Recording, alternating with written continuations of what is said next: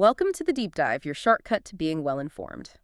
Today, we're embarking on a really fascinating journey right into the heart of India's democracy. Hmm. Have you ever really stopped to consider what truly underpins one of the world's largest and, well, most vibrant legislative bodies? That's a great question. Because beyond the daily political headlines, the passionate debates, the constant news cycle, there lies this meticulously crafted constitutional blueprint. Absolutely. It's the architecture, really. And this isn't just dry legal jargon we're talking about today. It's the ingenious architecture that dictates precisely how India's parliament is formed, how it functions, and ultimately how it leads a nation of over 1 billion people. It's incredibly easy to get swept up in the, let's say, immediate drama of politics, isn't it? Mhm. But to truly grasp the power and resilience of a system like India's, you really have to look deeper. Exactly. We're going to try and peel back those layers today, examining the foundational rules that create what is, frankly, a truly remarkable balance. I like that analogy you used earlier, like admiring a towering skyscraper. Today, we're going inside to reveal the expertly engineered columns and beams that make it stand so tall and, endure for so long. Precisely. It's about understanding the structure beneath the surface. Absolutely. And our mission today is to take a comprehensive deep dive into Chapters 2 of Part 5 of the Constitution of India.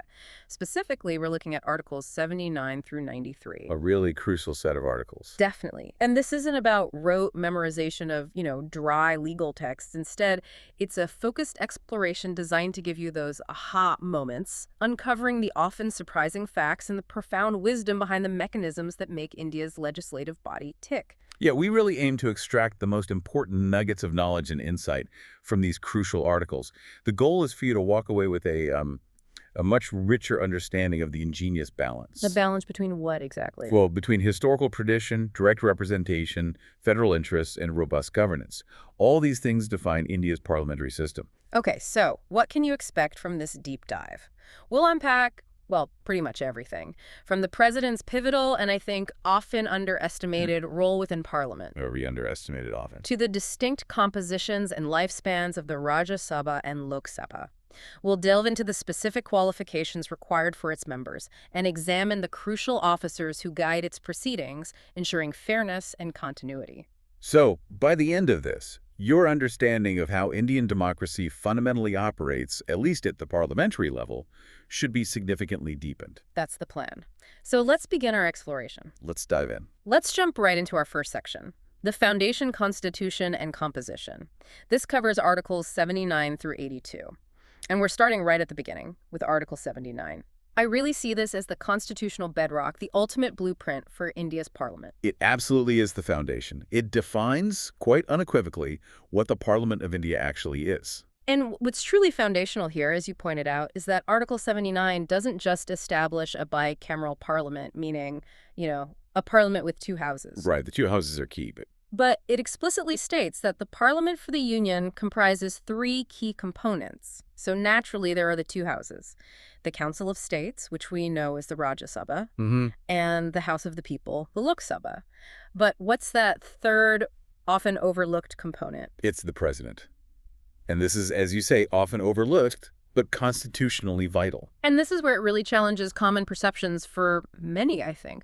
We often view the President of India as, well, a largely ceremonial figurehead, right? A symbol of the nation, distinct from the day-to-day legislative work. That's the common perception, yes. Yet Article 79 makes it abundantly clear the president is an integral part of parliament, even though they are not a member of either house. And that's not just symbolic phrasing. It's a critical structural choice with real consequences. So why does this matter for you, the listener? Why is this integration so profound? Well, understanding this structural integration highlights a crucial check and balance woven into the very fabric of India's legislative process. To put it simply, no bill passed by both the Rajya Sabha and the Lok Sabha can ever become law without the president's assent. Ah, the assent. That's key. It's explicitly detailed in Article 111. Furthermore, the president also holds significant powers under Article 85 powers to summon and prorogue sessions, essentially convene and conclude them. Prorogue meaning? Ending a session, not dissolving the House itself. Mhm.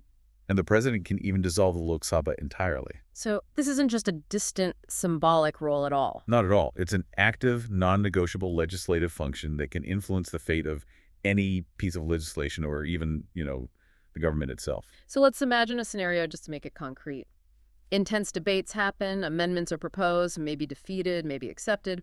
Finally, a groundbreaking new law successfully navigates the whole complex process of passage in both the Lok Sabha and the Rajya Sabha. It has the mandate of the elected representatives. Right. It's passed both houses. Yet, despite all that effort and debate, it remains just a draft, just a piece of paper until it receives that crucial presidential signature, that presidential assent. Exactly. It demonstrates the president's indispensable role as a constitutional gatekeeper, a final check on the legislative process before a bill truly transforms into an act, into law. It's a perfect illustration. And this unique three-part structure, where does it draw influence from? It's significantly influenced by the British Westminster model. In the UK, the Crown is an integral part of Parliament alongside the House of Lords and the House of Commons. Ah, okay. So India adapted that model. Yes, India adapted this historical influence, blending it with its own constitutional ethos to establish this powerful yet balanced three-part system. Even important legal cases like Shamsher Singh versus State of Punjab reinforce this understanding. How so? That case was mainly about executive power, wasn't it? It was, primarily. It focused on the president's executive powers, clarifying that the president, in most executive functions, acts on the aid and advice of the Council of Ministers. But that framework also implicitly acknowledges the president's distinct constitutional role across the entire governmental scheme, including their parliamentary functions. It's a delicate interplay, you see, of power and convention. Okay, so the core insight from Article 79 is crystal clear then. India's parliament isn't merely a collection of two houses. Definitely not. It's a powerful, integrated three-part system with the president playing an active, non-negotiable, and constitutionally mandated role in lawmaking and parliamentary management. Well put. That's the essence of Article 79. Okay, moving beyond that overarching structure, let's dive deeper into the specific composition of one of these houses. Let's look at Article 80, which introduces us to the Council of States, the Rajya Sabha. This house has, as you described it, a truly unique blend. It seems designed for thoughtful deliberation and continuity. Exactly. Article 80 meticulously details the composition of the Rajya Sabha, India's upper house. And its design is particularly strategic. It aims to infuse the legislative process with a blend of nominated expertise and representation from the constituent states. Right, fostering a more reflective and continuous legislative environment. So let's break down its basic ingredients, as the outline calls them. A very distinct and intriguing feature is the provision for 12 members to be nominated by the president. Yes, the nominated members. This immediately raises a question for me. How are these individuals chosen? What's the rationale? It's clearly not about winning an election. No, not at all. These individuals are nominated precisely because they possess special knowledge or practical experience in specific fields. The Constitution lists these as literature, science, art, and social service. Literature, science, art, and social service. Okay. And for you, the listener, this is an incredibly insightful mechanism. It's designed to bring diverse, often non-political expert perspectives directly into parliamentary debates. Without needing them to go through the whole election process. Exactly. Yeah. Without requiring these eminent persons to navigate the often arduous and politically charged electoral process. Imagine, say, a Nobel laureate scientist, or a globally renowned artist, or a leading social reformer contributing directly to national policy discussions. People who might not otherwise enter politics, but whose wisdom is invaluable. Precisely. This system genuinely enriches the quality of deliberation, adding depth and expertise that might otherwise be missing. That makes profound sense. It ensures a certain caliber and breadth of discussion that might be absent if representation were purely electoral. Okay, so that's the 12 nominated members. Then the vast majority of the Rajya Sabha Constitution says not more than 238 representatives. They come from the various states and union territories. How are they chosen, if not directly by the people like in the Lok Sabha? That's a crucial difference. These members are indirectly elected. They're chosen by the elected members of the Legislative Assembly of the respective states. Okay, so state legislators elect the Rajya Sabha members for their state. Correct. And here's where we uncover a key aha moment about the system. The election method used is proportional representation by means of the single transferable vote, often just called PRSTV. PRSTV. Why is that specific system so important? It's pivotal because it ensures that representation in the Rajya Sabha isn't simply dominated by the largest party in a state assembly. Instead, it allows even smaller political parties or groups with significant minority support within that state legislature to secure representation. Ah, so it reflects a broader spectrum of political opinion from the state level. Much broader than a simple majority or first-past-the-post system would allow. It ensures a more inclusive voice for state interests in the upper house. So it's a really sophisticated way to make sure that the upper house truly reflects the diverse political landscape of the states rather than just the dominant party in each state assembly. And this design, it speaks volumes about India's unique brand of federalism, doesn't it? Absolutely. The Rajya Sabha really embodies India's concept of asymmetrical federalism. Asymmetrical. How so? Well, while it serves as the Council of States, representing state interests, the representation isn't equal for all states. It's not like the U.S. Senate, for instance, where every state gets 2 senators regardless of population size. In India, seats in the Rajya Sabha are largely allocated based on population, as detailed in the 4th schedule of the Constitution. So larger states have more representatives than smaller ones, reflecting the demographic realities. Okay, that makes sense.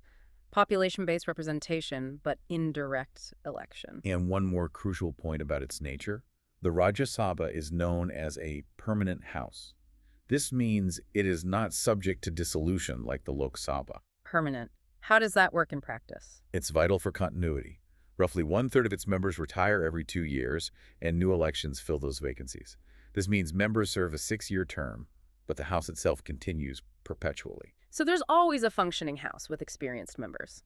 Exactly. It ensures institutional memory, stability, and guarantees there's always a legislative body functioning, even when the Lok Sabha is dissolved for elections.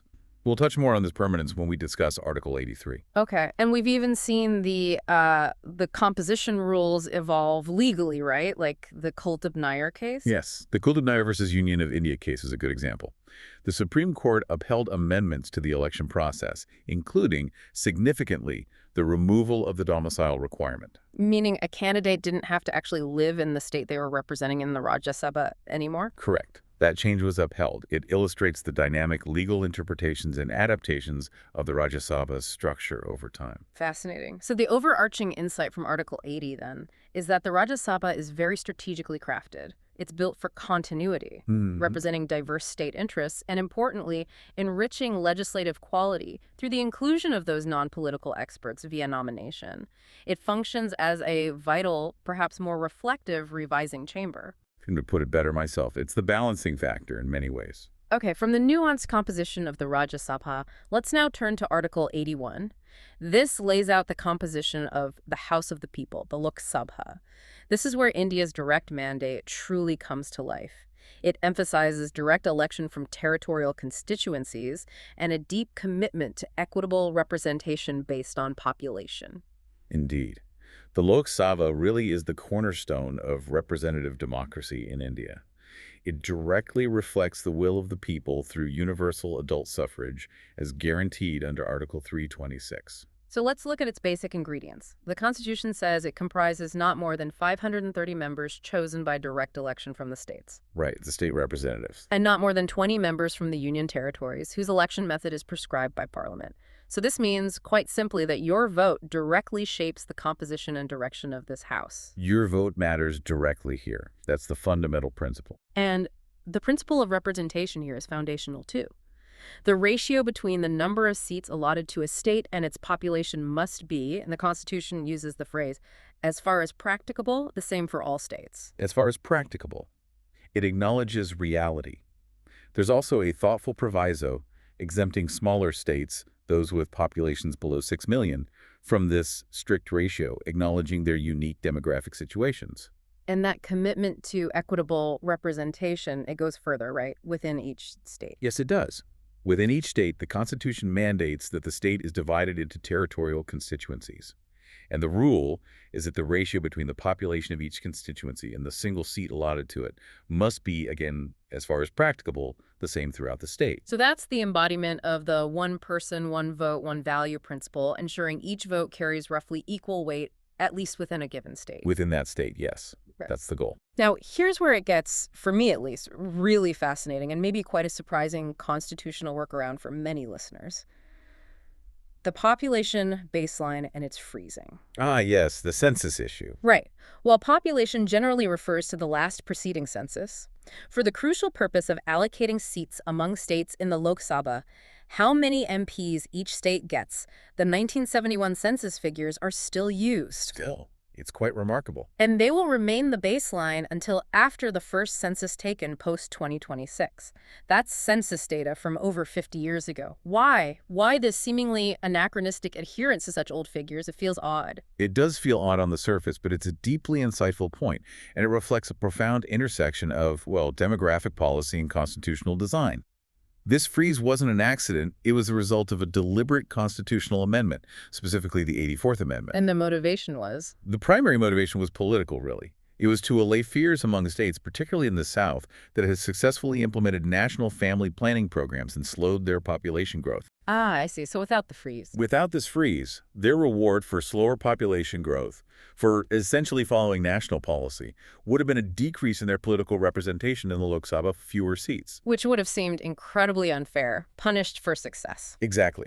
It was deemed fundamentally unfair, as it would penalize states for achieving a national objective. So, the freeze was enacted primarily to protect the political power and representation levels of states that were effectively managing population growth relative to others, mainly northern states, which continued to grow rapidly. Okay, that makes political sense, even if it creates demographic distortions now.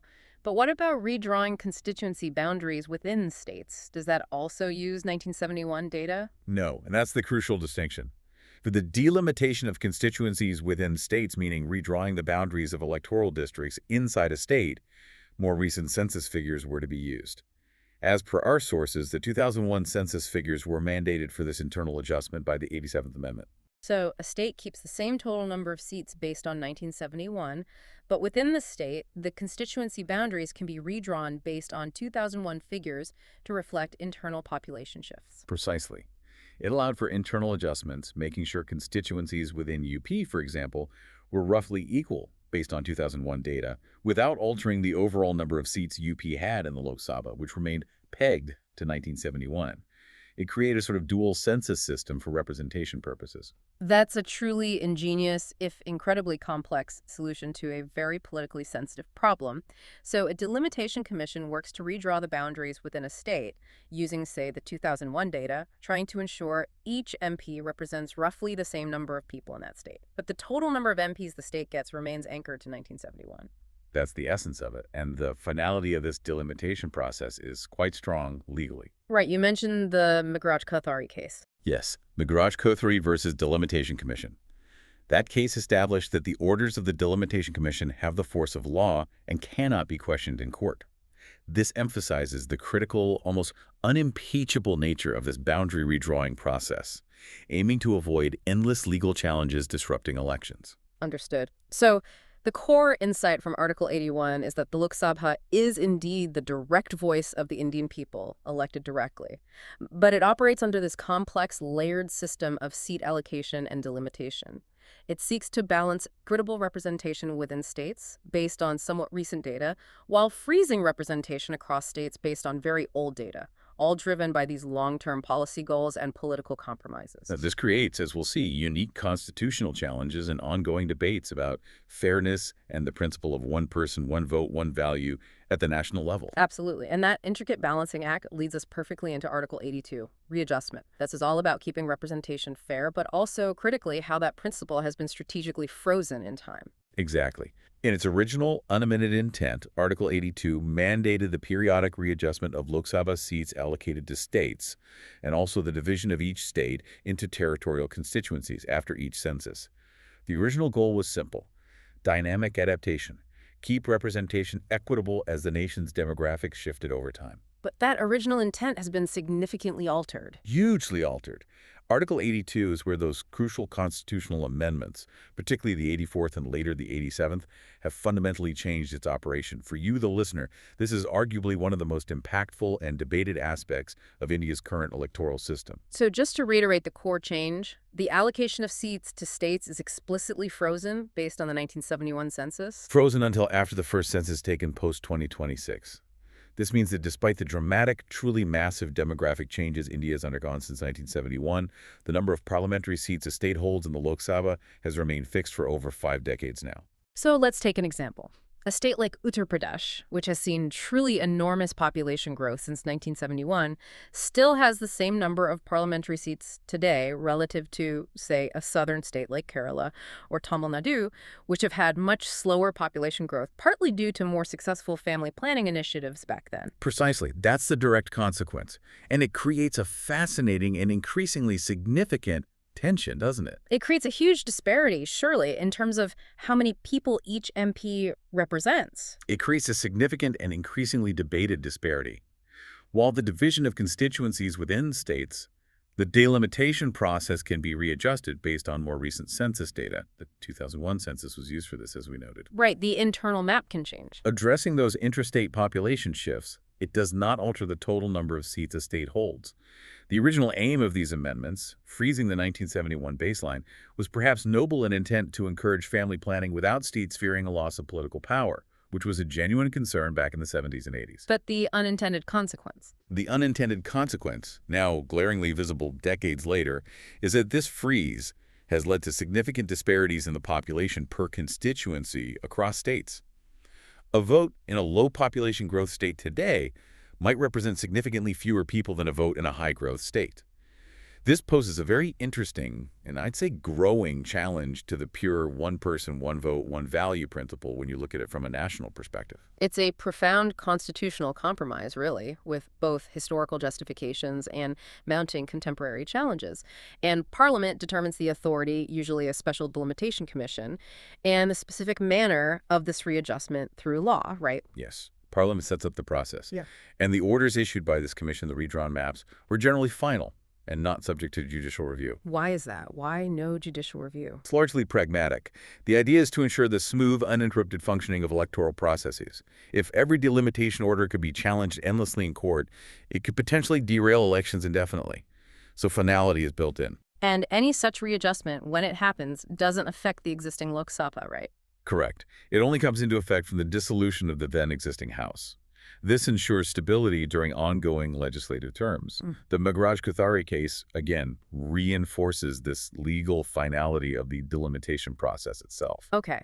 So the core insight from Article 82 is that while the fundamental principle of dynamic representation is enshrined in the Constitution, Yes. India has strategically, and maybe controversially, frozen certain key aspects of this readjustment for decades. This creates a unique and growing tension between demographic reality and political stability, and it really prompts us to seriously consider the long-term implications for representational fairness and the balance of power within the Union, especially as we approach that post-2026 period when this freeze is constitutionally set to expire. Absolutely. The debate around the next delimitation is going to be huge. It touches upon fundamental questions of fairness and power sharing in a diverse federal system. It certainly makes you ponder the future trajectory of India's representative democracy. Now, let's shift gears slightly. We've talked about forming parliament. Now let's talk about its very rhythm and existence. We're moving into Section 2. Dynamics of Tenure and Function, covering Articles 83-85. And Article 83 is all about the pulse and permanence of Parliament, the distinct lifespans of India's two houses. This article is crucial, yes. It establishes the distinct durations and operational models for the two houses. And in doing so, it provides both institutional stability through one house and mechanisms for periodic democratic renewal through the other.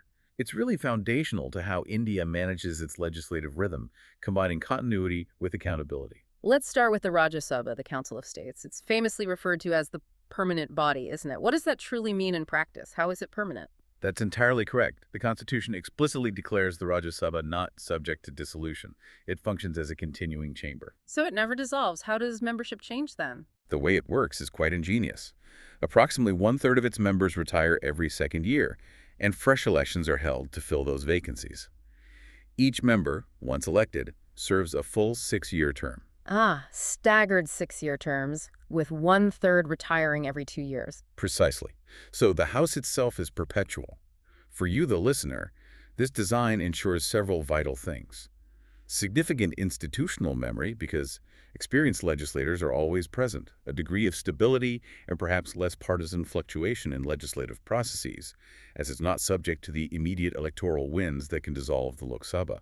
And crucially, it guarantees that there is always a legislative body functioning at the national level, even during periods when the Lok Sabha might be dissolved and awaiting fresh elections. That's a key element contributing to the robustness and resilience of India's governance model, isn't it? A safety net, in a way. It is. It's the steady hand, ensuring a continuous legislative presence. But the Lok Sabha, the House of the People, operates on a very different principle. It's all about periodic democratic renewal. Exactly. The Lok Sabha has a clearly defined normal term. It continues for 5 years from the date appointed for its first meeting, and the Constitution adds the crucial words, "and no longer." And no longer. Why is that phrase significant? It's very significant. It means its expiry automatically dissolves the House. A general election must be held. There's no inherent power to extend its own life beyond 5 years under normal circumstances. But there is flexibility, right? It doesn't always last the full 5 years. Correct. There's important flexibility. Mm. It can be dissolved sooner by the president. This typically happens on the advice of the Prime Minister and the Council of Ministers, particularly if the government loses its majority in the House, or if the government chooses to seek a fresh mandate from the electorate before the full 5-year term is complete. Okay, and here's where it gets really interesting. A provision that highlights the constitutional framers' foresight regarding national crises. The emergency extension. Yes, this is a critical, though thankfully rarely used, provision. While a proclamation of emergency is in operation across India, the Lok Sabha's 5-year term can be extended. How and for how long? It can be extended by Parliament itself, passing a law to that effect. But the extension can only be for a period not exceeding 1 year at a time. And very importantly, there's a limit even after the emergency ends. What's that limit? It's critical to note that this extended term cannot continue beyond 6 months after the proclamation of emergency ceases to operate. So once the emergency is lifted, elections must follow relatively quickly. That's a crucial safeguard. It absolutely is. This provision, you see, beautifully balances democratic accountability, which is fundamentally ensured by the fixed 5-year term under normal circumstances, with the very practical need for governmental and legislative continuity during extreme national crises like war or widespread internal disturbance. However, these clear constitutional limits are vital to prevent potential misuse or the indefinite suspension of democratic elections. And the potential for misuse or the interpretation of these powers was a significant backdrop in some historical constitutional debates and legal cases, wasn't it? Like Indira Nehru Gandhi versus Raj Narain. Yes, while that specific case dealt with election disputes, the broader context of the emergency era and the use of extraordinary powers, including those affecting Parliament's term, certainly highlighted the significance and potential dangers surrounding such constitutional provisions. It underscores why the limitations are so important. So the distinct lifespans of the two houses, the Rajya Sabha continuous, serving as an anchor of experience and stability, and the Lok Sabha periodically renewed through direct elections, ensuring direct accountability. They reflect fundamental and complementary constitutional goals. It truly is a sophisticated and thoughtful balance. It really is. Each house serves a distinct purpose tied to its duration. Now that we understand the duration, the lifespan of these houses, a natural next question arises. Who exactly gets to be a part of this intricate system? Who qualifies? That's where Article 84 comes in, setting the stage for those who aspire to represent you. Yes. Article 84 lays down the fundamental eligibility criteria. It sets the basic standards for any person who wishes to be chosen as a member of Parliament, essentially defining the baseline qualifications for those who seek to govern. Okay, so what are these bedrock requirements? What does someone absolutely need? First and foremost, quite obviously, a person must be a citizen of India. That's non-negotiable. Right. Additionally, they must make and subscribe to an oath or affirmation according to the form set out for the purpose in the third schedule of the Constitution. This must be done before an election commission authorized person before they can be chosen. And this oath isn't just a formality, is it? It has real substance. Absolutely, not just a formality. This oath includes a solemn commitment to bear true faith and allegiance to the Constitution of India, and significantly, to uphold the sovereignty and integrity of India. This latter part was specifically emphasized and reinforced by the 16th Amendment, really aiming to safeguard national unity against secessionist tendencies. So it's not just about being born in India or being a citizen. It's also about a sworn public commitment to the nation's foundational document and its unity. What about age? There's a difference between the houses here, isn't there? Precisely. There's a clear age distinction. For the Rajya Sabha, the Council of States, a candidate must be not less than 30 years of age. 30 for the upper house. Yes. And for the Lok Sabha, the House of the People, the requirement is lower, not less than 25 years of age. 25 for the lower house. Why the difference? What's the thinking there? This age distinction traditionally reflects the framers' vision, common in bicameral systems. The Rajya Sabha, often seen as a revising or deliberative chamber, ideally benefits from the more seasoned judgment and experience that arguably often comes with age, hence the higher minimum of 30. Okay, the House of Elders idea, sort of. In a way, yes, Mm. whereas the Lok Sabha, as the direct voice of the people, allows for the entry of younger individuals, perhaps bringing more dynamic perspectives earlier in their careers, reflecting a broader demographic slice of the nation. Makes sense. And Parliament isn't just stuck with these basic constitutional requirements of citizenship, oath, and age, right? It can add more qualifications. Crucially, yes. The Constitution, in Article 84, explicitly empowers Parliament to prescribe additional qualifications by law. This flexibility allows the legislative body itself to refine and adapt eligibility criteria over time as societal needs or circumstances change. And has Parliament done that? Is there a key example? Yes, a prime example is the Representation of the People Act, 1951.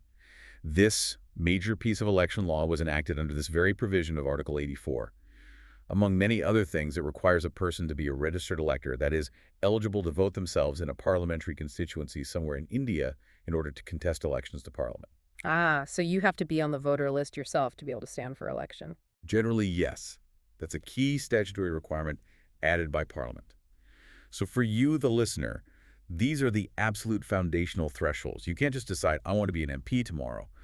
You must meet these fundamental constitutional standards: citizenship, age, oath, and also any additional legislative requirements like being a registered elector. And legal cases have reinforced the importance of these qualifications. Absolutely. Cases like B.R. Kapoor versus State of Tamil Nadu, although it concerned a state legislature appointment, strongly underscored the principle that possessing the requisite qualifications is mandatory for holding public office. And Kuldip Nair versus Union of India, which we mentioned regarding Rajya Sabha composition, also touched upon Parliament's power to prescribe such qualifications and conditions. Okay, so the core insight here is that these mandatory qualifications ensure that individuals seeking to represent the nation meet specific, essential standards of citizenship, maturity, and unwavering loyalty to the constitutional framework. And critically, Parliament retains the vital flexibility to refine these further through specific legislation, ensuring an adaptable yet robust standard for its members over time. That captures it well. It's a combination of constitutional bedrock and legislative flexibility. Now let's move on to Article 85. This one truly defines the operational rhythm of parliamentary life. It details the critical powers vested in the president to summon, prorogue, and dissolve Parliament. Yes, this article vests in the president these pivotal powers to manage the parliamentary calendar. These powers are absolutely essential for the smooth and functional operation of the legislature. And these three actions, summoning, proroguing, and dissolving, are distinct, but equally vital for the system to work. Let's begin with the summoning of sessions. The president shall from time to time summon each House of Parliament to meet. The president decides the time and place for these meetings. Right. Usually this happens on the advice of the Council of Ministers, right? That's the convention, yes. The executive advises, the president summons. But there's a vital mandatory rule embedded here in Article 85, isn't there? A rule ensuring regular parliamentary activity. Yes. What is that safeguard? It's a critical safeguard against executive overreach or prolonged parliamentary inactivity. The Constitution mandates that 6 months shall not intervene between the last sitting in one session and the first sitting of the next session. 6 months max between sessions. Exactly. This means that Parliament must meet at least twice a year. This provision ensures continuous legislative oversight, prevents the government from governing indefinitely without facing Parliament, and maintains the accountability of the executive to the legislature. It's a cornerstone of parliamentary democracy. Okay, that covers summoning. Then there's prorogation. The president can prorogue the houses or either house. What does prorogue actually mean in this context? Prorogation essentially means officially terminating a session of Parliament. It brings a particular session to an end. Right. And here's an aha moment, perhaps a crucial distinction that often confuses people. Prorogation only ends a session. It does not end the life of the Lok Sabha itself, nor does it affect the term of the permanent Rajya Sabha. Is that correct? That's absolutely correct. And importantly, generally speaking, pending bills do not lapse simply because a session has been prorogued. They can usually be carried over to the next session. So prorogation allows for breaks in the parliamentary calendar, maybe for recess or holidays, without wiping the legislative slate clean. It maintains legislative continuity. Precisely. It allows for flexibility while ensuring that work done in one session can be picked up in the next. Okay, that's summoning and prorogation. Then there's the third, more drastic power. Dissolution. Yes, dissolution has a much more final consequence. The president can dissolve the House of the People, the Lok Sabha. And what happens upon dissolution? Dissolution, unlike prorogation, ends the life of the Lok Sabha entirely. It ceases to exist, requiring fresh general elections to constitute a new house. The Rajya Sabha, of course, as we've established, being a permanent body, is never dissolved. This power of dissolution is, in effect, the ultimate democratic reset button for the lower house. And the president's discretion in exercising this power of dissolving the Lok Sabha, it seems quite limited usually, but it has been a subject of significant constitutional debate, hasn't it? Especially in tricky political situations. It has been one of the more contentious areas in Indian constitutional convention and practice. While the president generally acts on the advice of the prime minister and the council of ministers when dissolving the Lok Sabha, reflecting the core Westminster principle that the executive governs only as long as it commands the confidence of the lower house. Right. That's the normal procedure. There are indeed exceptional, though rare, circumstances where the president might be called upon to exercise some measure of discretion. Constitutional experts debate the exact boundaries here. Like what kind of circumstances? For example, if a prime minister who has clearly lost the majority support in the Lok Sabha advises dissolution merely, say, to avoid facing a certain defeat in a no-confidence motion, or perhaps if, after a general election results in a hung parliament, no leader seems capable of forming a stable, viable alternative government. In such ambiguous situations, the president's role becomes more active and potentially more discretionary, though still bound by constitutional principles. It's a fascinating aspect of India's parliamentary system, where written constitutional text meets unwritten conventions and the pressures of political reality. It really is.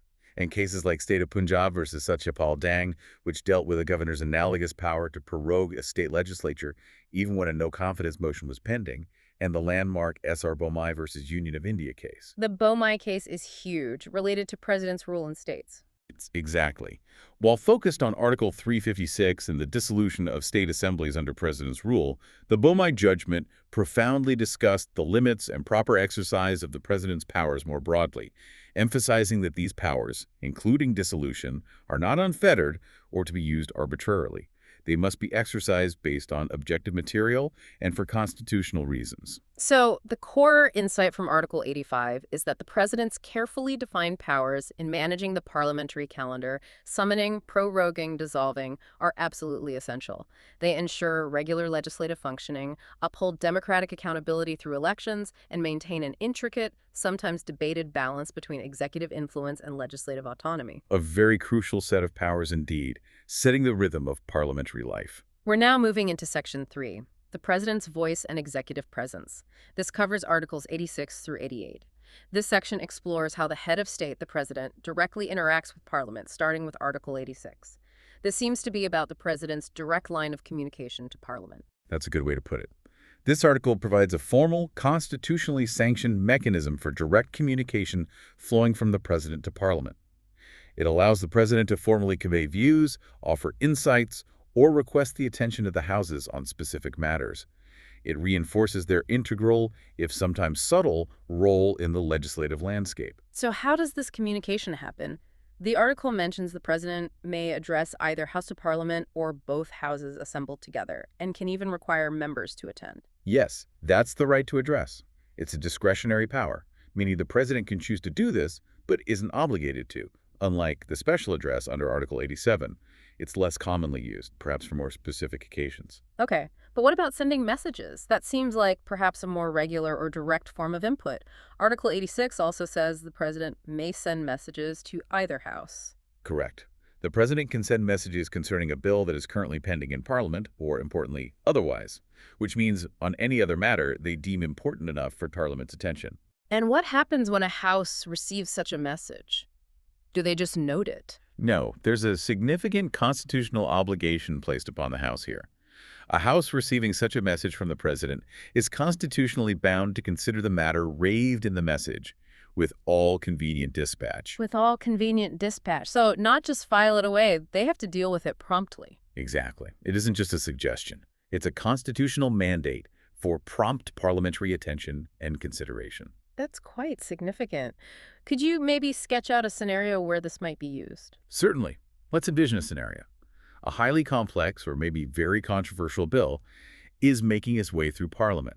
The president, perhaps acting on the advice of the Council of Ministers or potentially out of a strong personal constitutional concern about some aspect of the bill, could decide to send a formal message to Parliament while the bill is still being debated. Before it's even passed. Yes, before its final passage.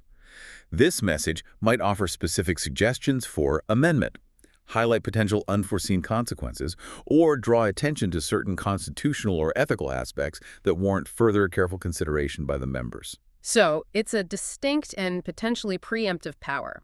It's different from the president's power later on under Article 111 to return a bill after it has been passed by both houses, asking them to reconsider it. Precisely. Article 86 allows for input during the legislative journey in its earlier stages. It's a way for the executive head, through the president, to potentially influence or guide the legislative deliberation process more proactively.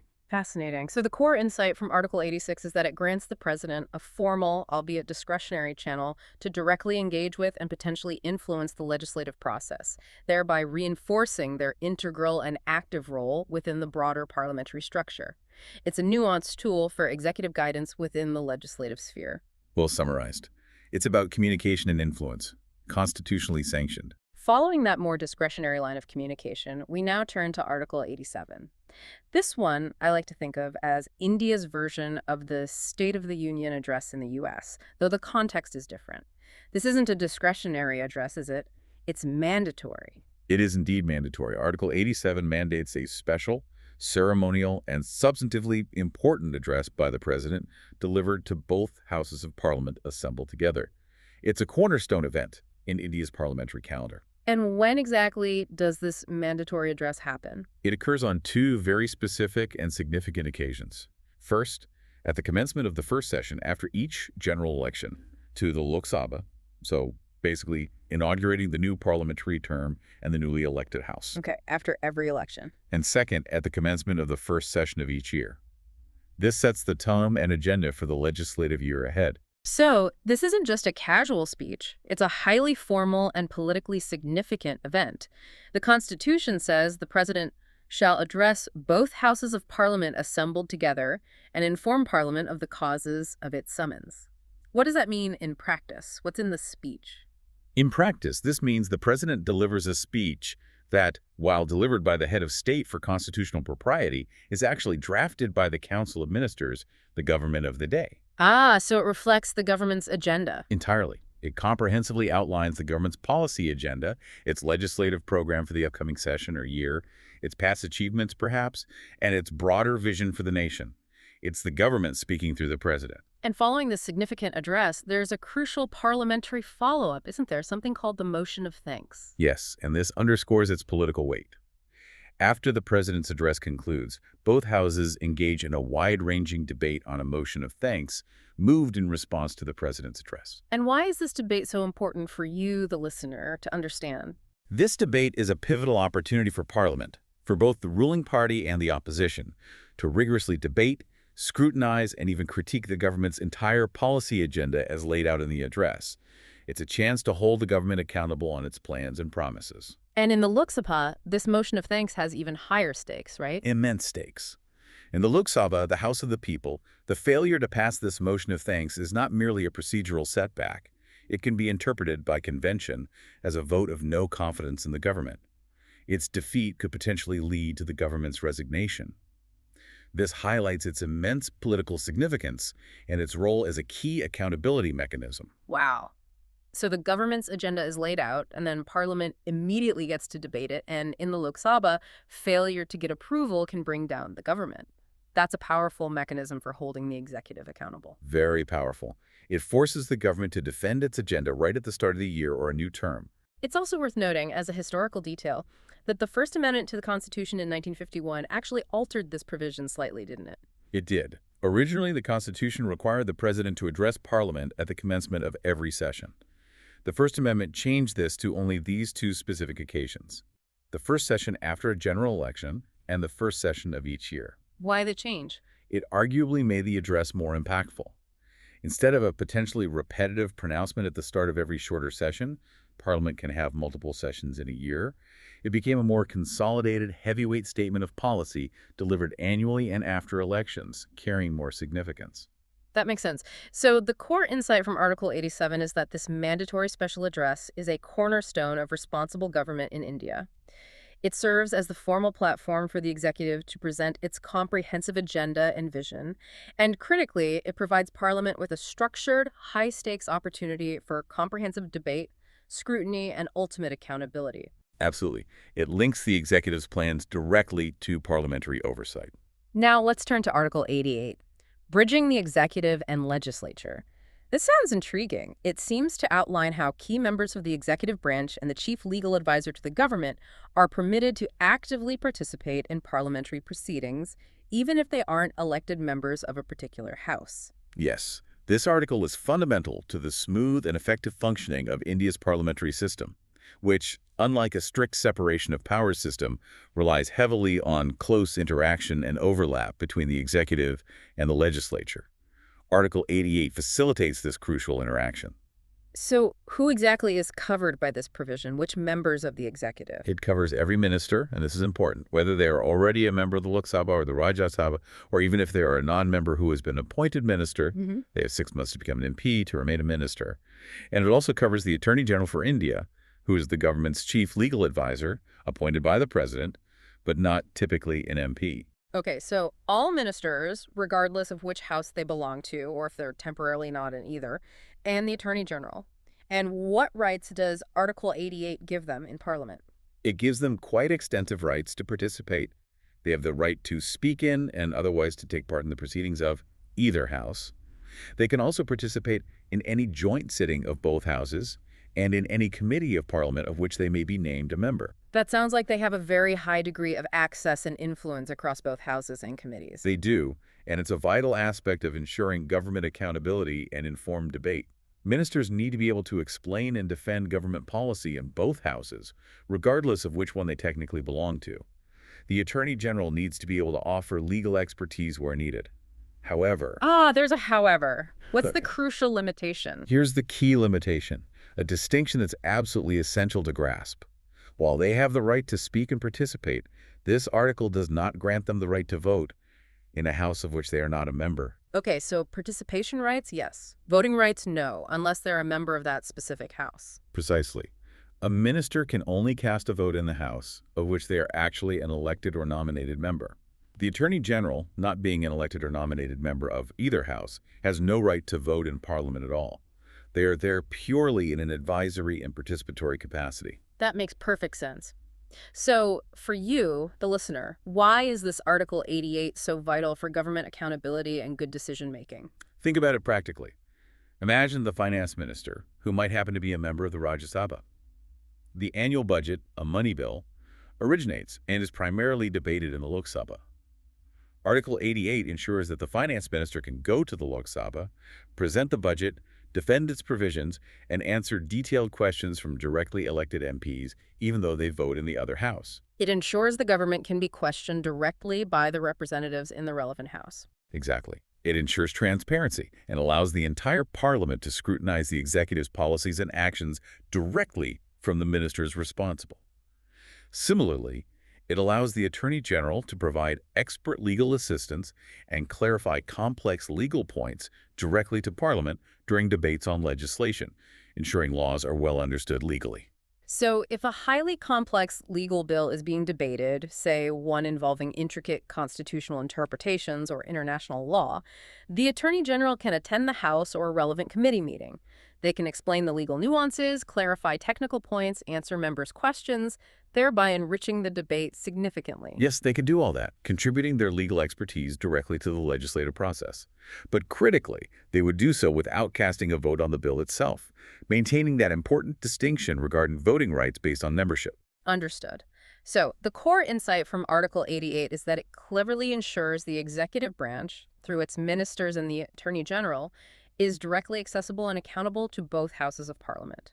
This fosters accountability, facilitates more informed legislative debate by bringing in necessary expertise, and crucially streamlines the interaction between the government and the legislature, making for a more efficient and transparent parliamentary system overall.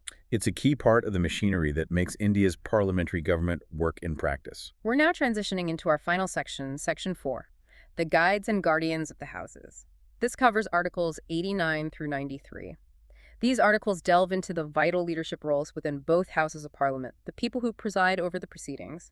We start with Article 89, which focuses on the Rajya Sabha's leadership specifically, its chairman and deputy chairman. Yes, this article is foundational for ensuring the orderly and continuous conduct of the Rajya Sabha's business.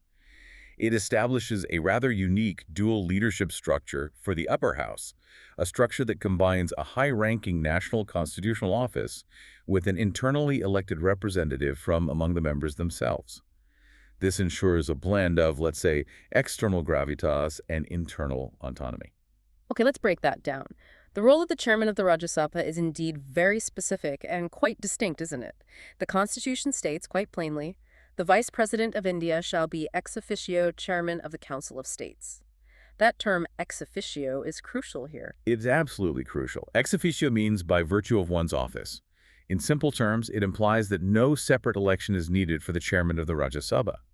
Whoever holds the constitutional office of Vice President of India automatically and inherently becomes the chairman of the Rajya Sabha. So the two roles are constitutionally linked.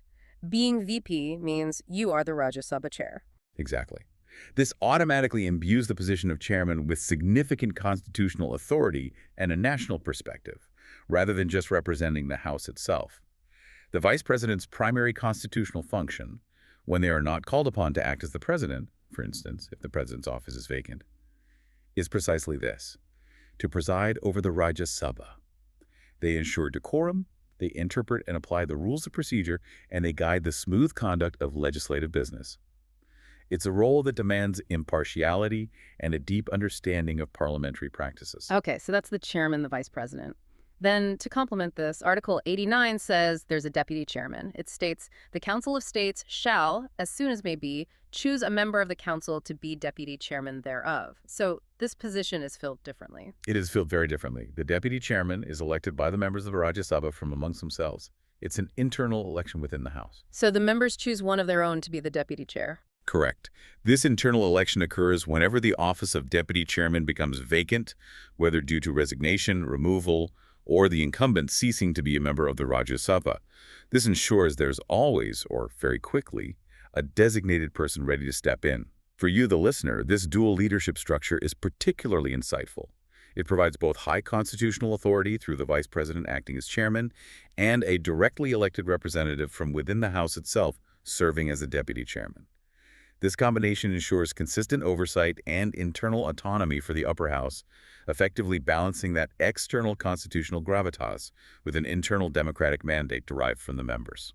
That's a really interesting structure. So the core insight from Article 89 is that the Rajya Sabha's leadership brilliantly combines a national constitutional office, the VP, with an internally elected position, the deputy chair. This aims to ensure consistent, authoritative oversight while also fostering a strong sense of internal autonomy and accountability within the upper house itself. A unique and purposeful design for the Council of States. Now, let's move logically to Article 90, which covers the specific mechanisms for how the deputy chairman's office might become vacant. How does someone exit that role? This article meticulously outlines the precise ways, the only ways, constitutionally, in which the office of the deputy chairman of the Rajya Sabha may become vacant. Having this constitutional clarity is vital. It ensures both accountability for the person holding the office and allows for orderly transitions in leadership, which is crucial for maintaining the stability and smooth functioning of the House. There are essentially three primary scenarios laid out in Article 90 that lead to a vacancy. Okay, what's the first scenario? It seems quite straightforward based on the text. If the deputy chairman ceases to be a member of the council itself. Correct. That's the most automatic way. If the person serving as deputy chairman ceases to be a member of the Rajya Sabha, for instance, if their 6-year term as an MP expires and they aren't reelected, or if they're disqualified from membership under other constitutional provisions or laws, they automatically vacate the office of deputy chairman. The office is directly and inextricably tied to their continued membership of the House. So no membership, no deputy chairmanship. Clear enough. What's the second way? The second scenario is voluntary resignation. The deputy chairman may resign from their office at any time by submitting a written resignation addressed to the chairman of the Rajya Sabha, who, as we just established, is the vice president. This allows for a voluntary and dignified exit if they choose to step down. Okay, automatic cessation upon losing membership, Right. or voluntary resignation. And the third scenario, removal by resolution, sounds like a much more serious and deliberate process. How does that work? It absolutely is more serious, and it comes with significant constitutional safeguards to prevent arbitrary action. The deputy chairman can be removed from office, but only by a resolution of the council passed by a majority of all the then members of the council. A majority of all the then members. What does that phrasing mean exactly? Is it just a simple majority of those present? No, and this is a crucial point. It's a much higher threshold than a simple majority of those present and voting. This phrase signifies what's often termed an effective majority. It means the resolution must be passed by more than 50% of the total current strength of the House at that time, excluding any vacancies. It's not just a majority of whoever happens to be in the chamber on the day of the vote. Ah, so it needs support from an absolute majority of the House's effective strength. That makes removal a very serious, deliberative, and presumably difficult undertaking. Exactly. It's designed to be difficult, ensuring such a step isn't taken lightly or based on fleeting political whims. It aims to protect the office from arbitrary or purely politically motivated ousters. Furthermore, there's a vital procedural safeguard built in. At least 14 days' notice must be given before such a resolution for removal can even be moved in the House. 14 days notice. Why is that important? This notice period ensures due process.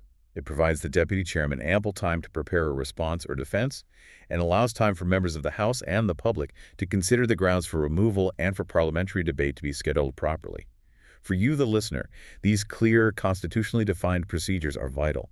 They prevent arbitrary removal, ensuring leadership stability, while simultaneously affirming that the deputy chairman, being elected by the House, remains ultimately accountable to the House. That makes sense. It's accountability with strong safeguards. So the core insight from Article 9 is that it provides robust and constitutionally sound mechanisms for the deputy chairman to leave office. This design carefully balances the need for leadership stability with the House's inherent right to change its leadership if circumstances warrant, all underpinned by these strong procedural safeguards that protect against capricious political maneuvers and ensure fairness. A well-balanced approach to a sensitive issue of internal governance. Let's move now to Article 91. Ensuring the chair is never empty. This sounds like it's about continuity of leadership in the Rajya Sabha. It is precisely about that. This article is a testament really to the constitutional framer's remarkable foresight, trying to design for every conceivable contingency to ensure the smooth running of the House. It provides for a clear and comprehensive line of succession, thereby guaranteeing the uninterrupted functioning of the Rajya Sabha by detailing exactly who performs the duties of the chairman in various circumstances of absence or vacancy. Okay, so let's break down this hierarchy of succession. What happens if the chairman's office itself is vacant, say, the vice president resigns or passes away? Or if the vice president is temporarily acting as president, meaning they are unavailable to chair the Rajya Sabha, who steps in then? In those specific circumstances, vacancy in the chairman's office or the VP acting as president, the first person in line is the deputy chairman. They perform the duties of the chairman. That's the logical first step. The internally elected person takes over. Makes sense. But what if the deputy chairman's office is also vacant at that same critical moment? It seems unlikely, but possible. The Constitution accounts for even that contingency. If the deputy chairman's office is also vacant, then the responsibility falls to such member of the Council of States as the president may appoint for the purpose. So there's a presidential appointment power as a final backstop to ensure someone is designated to perform the chairman's duties. Okay, so that covers vacancy in the office. Now, it's important to distinguish that scenario from another, perhaps more common one. What happens during a temporary absence of the chairman from a particular sitting, for instance? If the vice president is simply unwell for a day or needs to step out briefly rather than the office being fully vacant? Ah, yes, that's a crucial distinction. Article 91(2) covers this temporary absence during a sitting. It sets out a slightly different hierarchy for who simply acts as chairman for that sitting rather than performing all the duties of the vacant office. So, not a full vacancy of the office, but just a temporary absence from presiding over a specific sitting. How does that succession work? Who takes the chair? Exactly. In that case, the first person to act as chairman is, again, the deputy chairman. If the deputy chairman is also absent from that sitting, then the next in line is such person as may be determined by the rules of procedure of the council. Determined by the rules of procedure. What does that usually mean? This typically refers to a predetermined panel of vice chairpersons. The Rajya Sabha, like the Lok Sabha, usually has a panel of senior members nominated by the chairman at the beginning of a session or year, who can be called upon to preside in the absence of both the chairman and deputy chairman. The rules specify how this panel operates. Okay, so there's usually a panel of designated members. But what if, in some really extraordinary situation, none of those panel members are present either when needed? Even that is covered. The Constitution says if no such person from the panel, or as determined by the rules, is present either, then the final step is that such other person as may be determined by the council itself shall act as chairman for that specific sitting. The House itself can choose someone on the spot if absolutely necessary. Wow. That is incredibly detailed. For you, the listener, this meticulous and logical succession plan is a brilliant example of constitutional engineering, isn't it? It anticipates problems. It really is. It ensures that the legislative chamber is never left without a presiding officer to maintain order, conduct business fairly, apply the rules, and safeguard its smooth operation even in the most unforeseen circumstances. It avoids any kind of power vacuum or procedural paralysis in the chair. It's a beautifully designed system, truly thought through to the nth degree to avoid any kind of parliamentary gridlock due to a lack of a presiding officer. The core insight from Article 91, then, is that it establishes an incredibly comprehensive and robust system to ensure the continuous presence of a presiding authority in the Rajya Sabha, which is absolutely vital for the stability, efficiency, and uninterrupted legislative proceedings of India's upper house. Couldn't agree more. It's all about ensuring the House can always function. That brings us logically to Article 92. Fairness in removal proceedings. This subtitle immediately brings to mind a core legal principle: no judge in your own cause. Is that what this article's about? That is precisely what Article 92 embodies. It enshrines within the Constitution a fundamental principle of natural justice, often expressed by the Latin maxim nemo judex in causa sua, which literally means no one should be a judge in their own cause. Article 92 explicitly applies this principle by preventing either the chairman or the deputy chairman from presiding over any proceedings in the Rajya Sabha that relate directly to their own removal from office. This is a critical safeguard for ensuring impartiality and fairness in such sensitive situations. So let's be crystal clear on this. If a resolution for the removal of the vice president, who is the ex officio chairman of the Rajya Sabha, is under consideration by the House, the chairman shall not preside over that debate or vote, even if they are physically present in the House at the time. Is that right? That is absolutely correct. They cannot occupy the chair during the consideration of their own removal. And the exact same principle applies to the deputy chairman. If a resolution for the removal of the deputy chairman is under consideration, the deputy chairman shall not preside, even if they are present. So in such critical circumstances, who does preside? Does Article 91 kick in? Yes. The Constitution explicitly states that in such cases, the provisions of Article 91(2), that succession plan we just discussed, for determining who acts as chairman during a temporary absence, will apply to determine who presides over that specific debate and vote on the removal resolution. So, likely the deputy chairman, if the chairman's removal is being discussed, or someone from the panel of vice chairpersons would preside. Okay. But here's an aha moment, perhaps, regarding the chairman's other rights during their own removal proceedings. Article 92 grants them some rights, but also imposes a significant restriction, doesn't it? A subtle but very important detail. Yes, it does. When a resolution for the removal of the vice president chairman is being debated, the chairman has the constitutional right to speak in and otherwise take part in the proceedings of the Rajya Sabha. This is crucial for natural justice. It allows them to defend themselves, to present their case, to rebut allegations, and to engage in the debate as a participant, not as a presiding officer. So they can argue their case passionately, they can participate fully in the discussion, but what's the key restriction mentioned in Article 92? The crucial restriction is this. Notwithstanding their right to speak, the chairman, vice president, is not entitled to vote at all on such a resolution for their own removal, or indeed on any other matter arising during those specific proceedings. They have a voice, but no vote. No vote at all, not even a casting vote if there's a tie. No vote whatsoever in proceedings concerning their own removal. This is a significant distinction because, remember, the vice president is not an ordinary member of the Rajya Sabha in the same way as other elected or nominated MPs. Their primary role in the House is to preside. Denying them a vote during their own removal proceedings reinforces impartiality and avoids any potential conflict of interest. So if the vice president's removal is being debated, they can argue their case, participate fully, but they cannot cast a single vote on the matter. That's a very strict and powerful application of the no judge and own cause principle, preventing any perception of conflict of interest influencing the outcome. It is indeed a very strict application.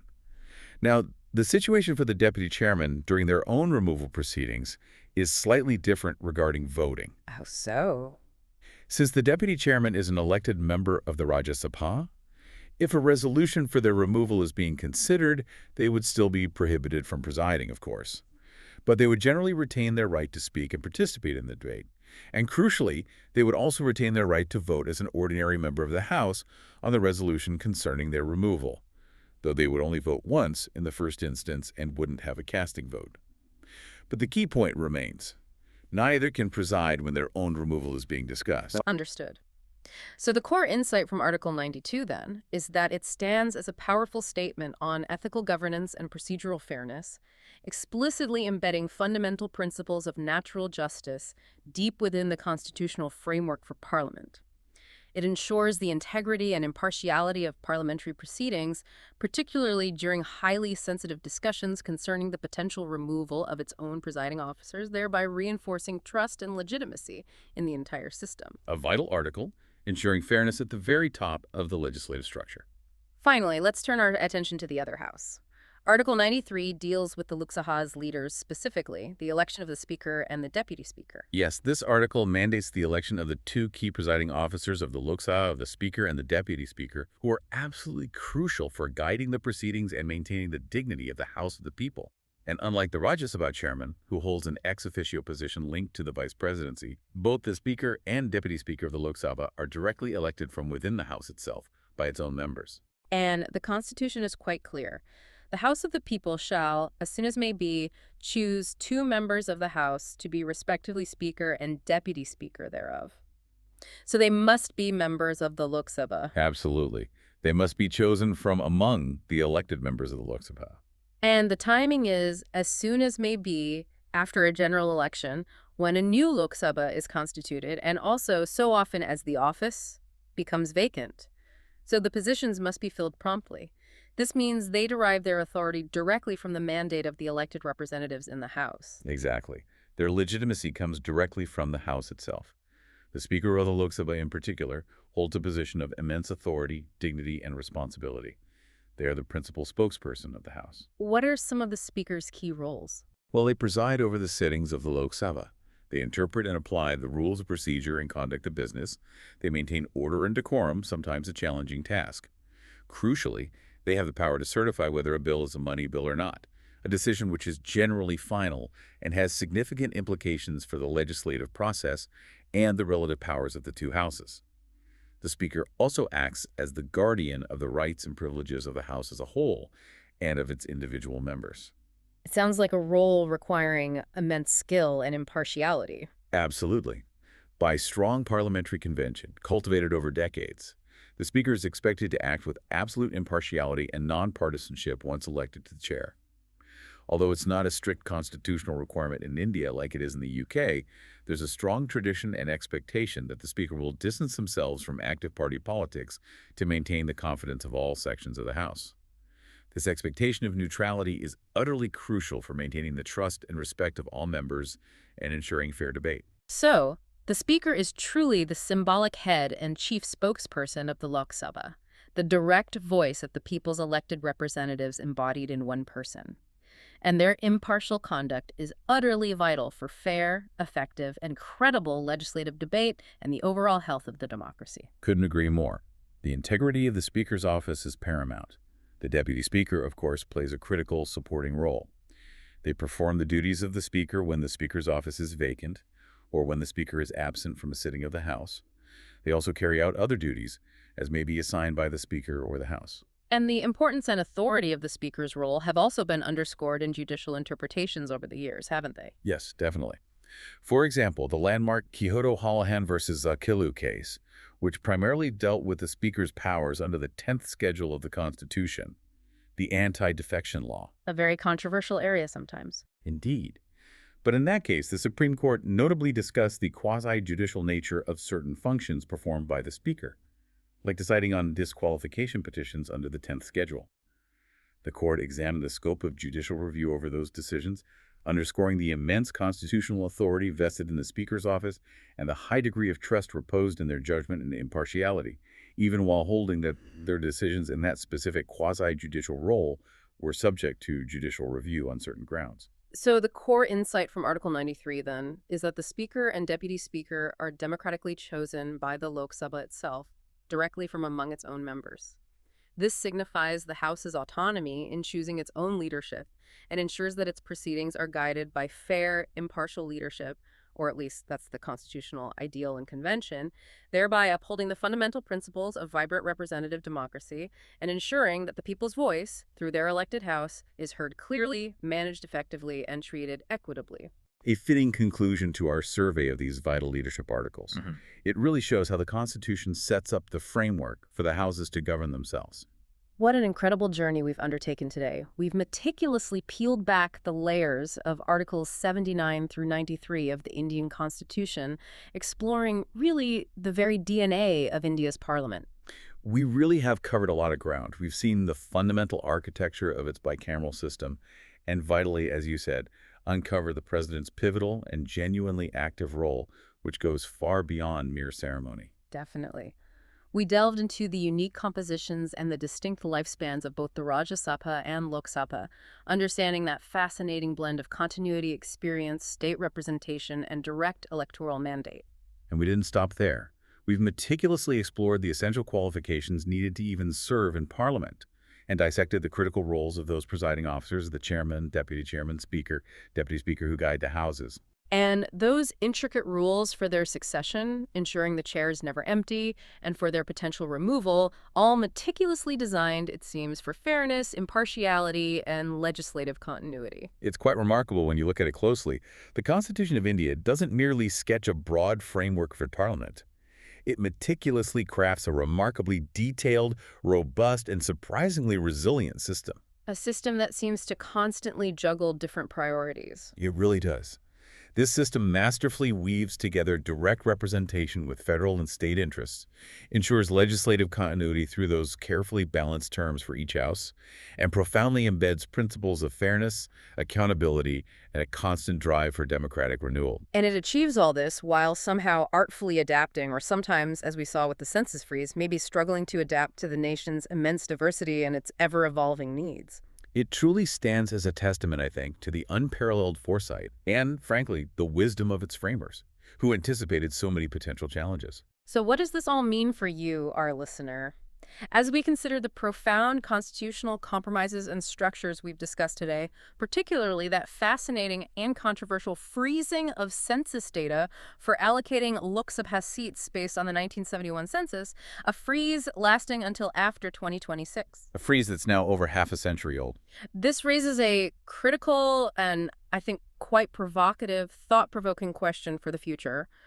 What are the deep long-term implications of this continued freeze for equitable representation across India's incredibly diverse and continuously growing population? It's the big question looming over India's federal structure, isn't it? How might India's parliament in the coming years navigate the incredibly delicate but fundamental balance between the original, perhaps well-intended objective of incentivizing family planning back in the 1970s and the evolving, increasingly challenged democratic principle of one person, one vote, one value when viewed at the national level? Because the disparities in representation ratios between states are becoming quite stark now. They are.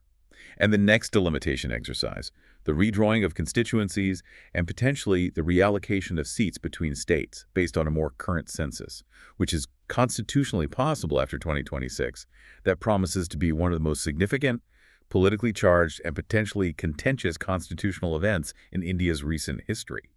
It will challenge the very fabric of its representational fairness and the balance of power between the states. This deep dive, As thorough as we've tried to be on Articles 79 to 93, really only scratches the surface of these complex issues.